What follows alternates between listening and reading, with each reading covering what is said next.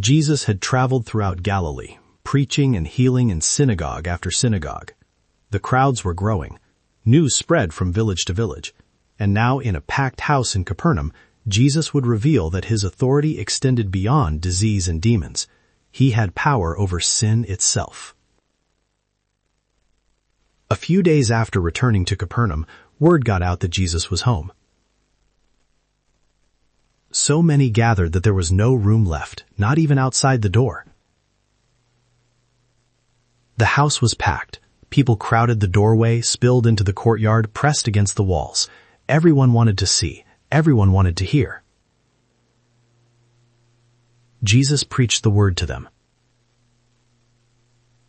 And while he taught, 4 men arrived carrying a paralyzed friend on a mat. This man could not walk. He could not work. He depended entirely on others. His life was a daily burden, both for himself and those who loved him. His friends believed Jesus could help. They had carried him through the streets, sweating and straining under his weight, but when they arrived, the crowd was impenetrable. They could not get him to Jesus because of the crowd. Lesser friends might have given up. They might have said they tried. They might have promised to come back another day. These men did not give up. They went up on the roof. The houses of that time had flat roofs made of beams, branches, and packed mud. Stairs led up from the outside. The roof served as extra living space. The 4 friends climbed the stairs. They began to dig. They made an opening in the roof above Jesus. Dust and debris fell into the room. The crowd looked up in confusion. The teaching stopped. And then, through the hole in the ceiling, a mat came down, lowered by ropes, carrying a paralyzed man who could not help himself. When Jesus saw their faith, he said to the paralyzed man, "Son, your sins are forgiven." Not healed, not get up, sins forgiven. The words hung in the air. Some teachers of the law were sitting there, thinking to themselves, "Why does this fellow talk like that? He's blaspheming. Who can forgive sins but God alone?" They were right to ask the question. In the Jewish understanding, sin was an offense against God. Only God could forgive what was done against him. For a man to claim authority to forgive sins was to claim divine prerogative. Either Jesus was speaking as God, or he was committing the worst kind of blasphemy. Jesus knew what they were thinking. Immediately he asked them, "Why are you thinking these things? Which is easier, to say to this paralyzed man, 'Your sins are forgiven,' or to say, 'Get up, take your mat, and walk'?" Both were impossible for any ordinary man, but one could not be verified. Anyone could claim to forgive sins. No one could see whether it had actually happened. But to say, "Get up and walk," that was different. That could be tested.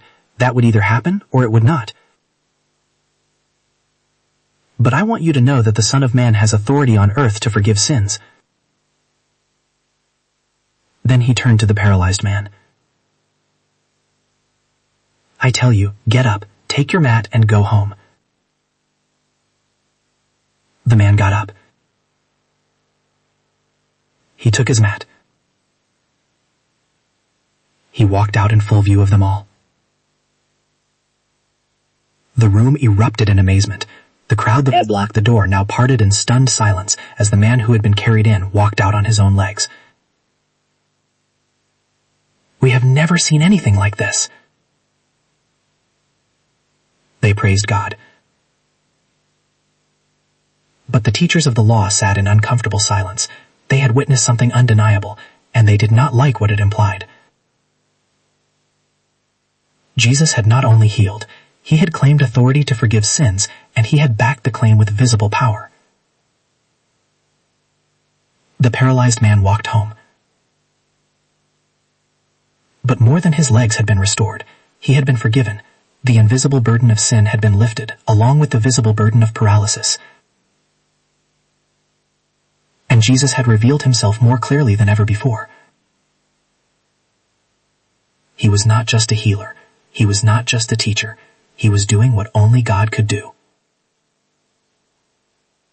The crowds pressed in even more. News traveled even faster.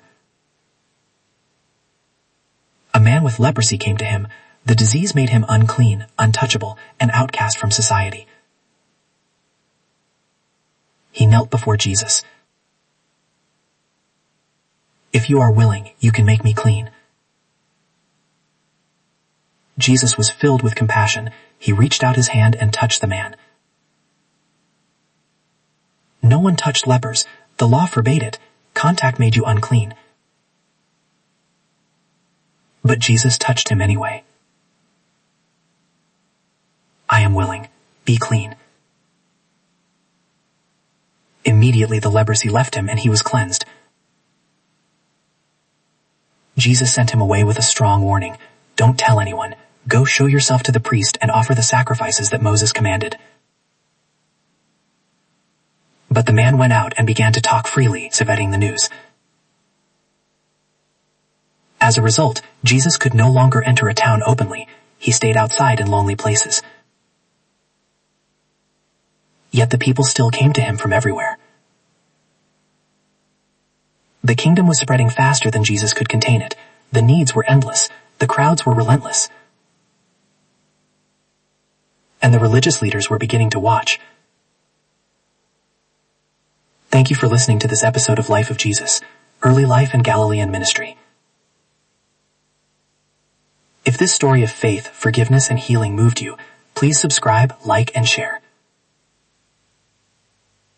In the next episode, Jesus will climb a mountainside and deliver a sermon that will reshape how we understand God, righteousness, and the human heart.